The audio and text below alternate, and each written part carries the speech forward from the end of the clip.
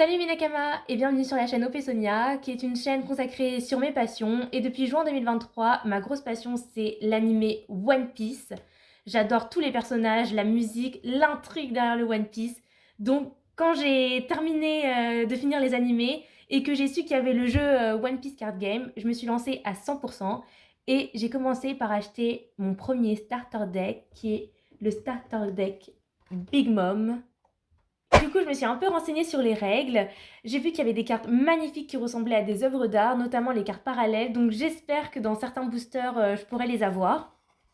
Donc ce deck Big Mom, il est de couleur jaune et j'ai vu que ça permettait de jouer sur la vie des personnages. Donc on verra ça au fur et à mesure des decks qu'on va ouvrir et du jeu. Donc j'ai vu que dans les starter decks, il y avait plein de personnages, mais comme ça fait que depuis quelques mois que j'ai commencé l'animé et que j'ai bien rushé, il y a peut-être certains personnages dont j'ai oublié le prénom ou le nom. Et donc c'est pour ça qu'il y a mon formidable assistant spécial One Piece Bonjour tout le monde. qui pourra nous aider et qui découvrira les cartes avec nous. Alors, donc le deck se décompose de 10 cartes d'on, d'un leader, ici c'est Big Mom, que vous voyez aussi en bas, et de 50 cartes personnages ou événements qu'on va découvrir ensemble. Donc ici, on a également le plateau. On a une zone leader dans laquelle on va déposer notre leader qui a 5000 de puissance, qui a un effet et qui dispose de 5 vies. Donc d'abord, je pioche ma main. Je pioche 5 cartes. J'ai mes 5 cartes. Je n'oublie pas les cartes d'on. On en a 10. Face cachée. Et je vais positionner mon deck ici. Une fois que j'ai fait tout ça, je vais pouvoir positionner ma vie. Donc comme Big Mom, elle a 5 de vie, je vais mettre 5 cartes. 1, 2, 3, 4, 5. Il faut savoir que si votre main ne vous plaît pas, vous avez le droit de remettre les cartes dans le deck, de tout mélanger et d'en repiocher 5. Donc c'est parti, un tour se décompose toujours de la même façon. Il y a la phase rafraîchissement, la phase où on pioche depuis notre deck, la phase où on pioche des dons, la phase principale dans laquelle on peut attaquer, se défendre, et enfin la fin de phase.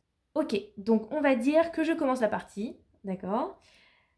Il y a la première phase du tour, c'est la refresh, il n'y a rien à refresh. Il y a la deuxième phase qui est draw, mais comme je suis le premier personnage, enfin le premier combattant, on va dire, je ne pioche rien du tout. Il y a la don phase, et donc pour le premier tour, je pioche un don. Je regarde dans ma main s'il y a un personnage que je peux invoquer pour un don, et il n'y en a pas. Ici, c'est une carte event que je n'ai pas envie d'invoquer. Donc,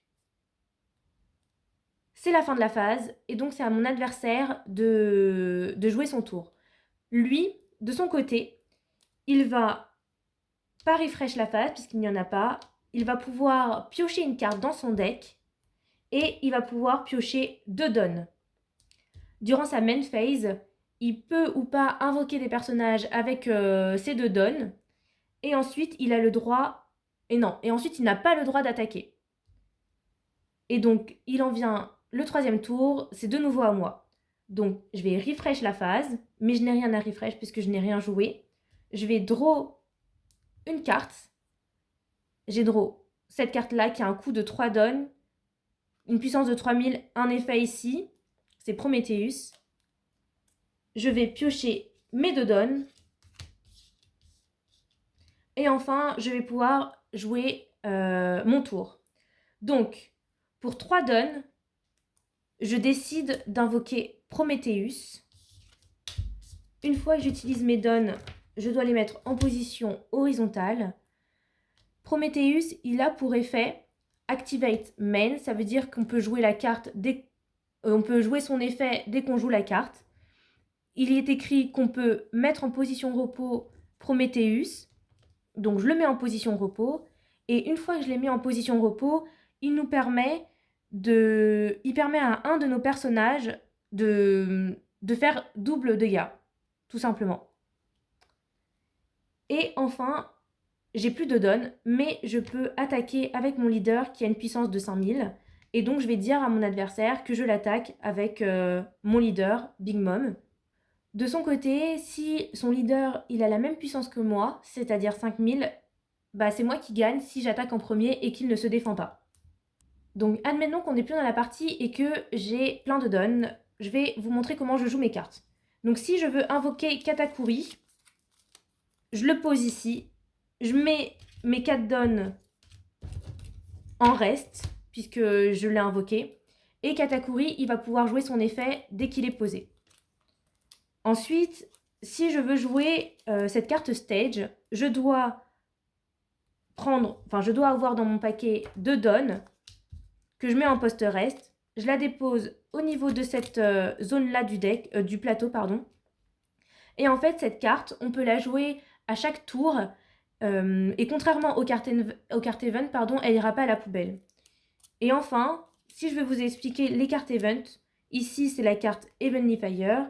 J'ai besoin d'un don, donc je mets mon don en reste. Et cette carte, une fois que je la joue, après elle va à la poubelle ici, au niveau de la zone trash. Donc voilà, comme vous l'avez compris, des effets, on peut en avoir avec des cartes stage à chaque tour sans qu'ils aillent à la poubelle, avec des cartes event et avec des cartes personnages, mais des fois il y a des personnages qui n'ont pas d'effet. D'où l'intérêt des boosters hein, qui peuvent être intéressants. Maintenant, admettons que je me fais attaquer. Je peux me défendre de 2 façons. Soit j'ai une carte counter plus 1000 contre plus 1000. Et dans ce cas, je peux la jouer counter plus 1000 et elle va à la poubelle. Donc ça augmente la puissance de mon personnage de 1000. Et enfin, la deuxième façon de se défendre, c'est d'invoquer une carte event avec des cartes don qu'on n'aura pas utilisées au précédent tour. Alors là, on a vu comment on se défendait de 2 manières différentes. Maintenant, si on n'a pas de moyen de se défendre et qu'on attaque notre leader, il va falloir encaisser l'attaque. Et dans ce cas, on pioche dans notre carte vie. Si par hasard, cette carte qu'on a piochée, elle a un effet trigger, alors on peut la déposer sur notre plateau. Et ici, par exemple, l'effet trigger de Prometheus, c'est de jouer cette carte. Donc, il faudra la jouer. On a vu ce qui se passait quand on attaquait mon leader. Maintenant, si on attaque un de mes personnages qui est invoqué dans cette partie-là du plateau, alors soit on ne peut pas le défendre, parce qu'on n'a plus de counter plus 1000 par exemple pour augmenter sa puissance, soit du coup, et dans ce cas, pardon, il va à la poubelle. Ok, par contre, c'est pas si simple, on peut pas attaquer n'importe quel personnage qui est dans cette zone, il faut que les personnages soient en position repos. Et pour qu'ils soient en position repos, ça veut dire qu'on a activé son effet, ou le plus souvent des cas, ça veut dire qu'on a déjà attaqué avec eux au tour précédent.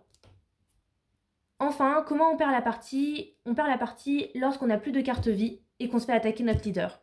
Ou, deuxième façon de perdre, c'est quand on n'a plus rien dans notre deck. Voilà, on vient de voir tout ça ensemble. Soyez indulgents en commentaire parce que c'est la première fois que je découvre un jeu de cartes de l'univers des mangas.